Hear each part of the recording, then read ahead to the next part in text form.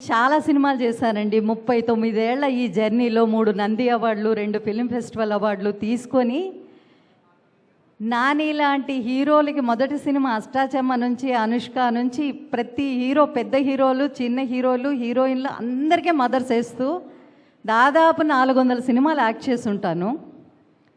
కానీ ఈ ముత్యానికి మాత్రం నేను కలిసి అమ్మగా యాక్ట్ చేయలేకపోయాను సమంత గారికి.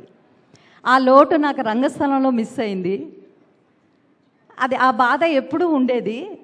ఎప్పుడైనా కలుస్తానా, కనీసం మాట్లాడతానా, కలిసి పనిచేస్తానా అని ఒక ఆశ ఉండేది.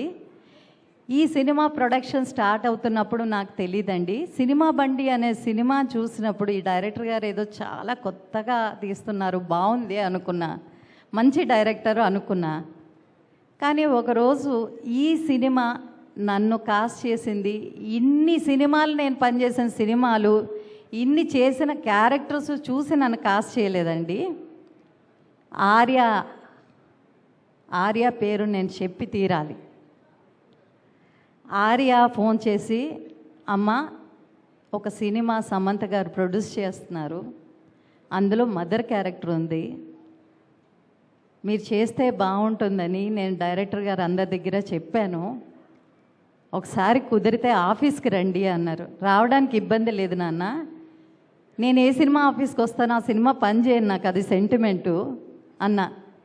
లేదమ్మా, ఖచ్చితంగా మీరు పని చేస్తారు, ఇందులో అందరూ కొత్త వాళ్ళే, మంచి క్యారెక్టరు, రండి అన్నారు.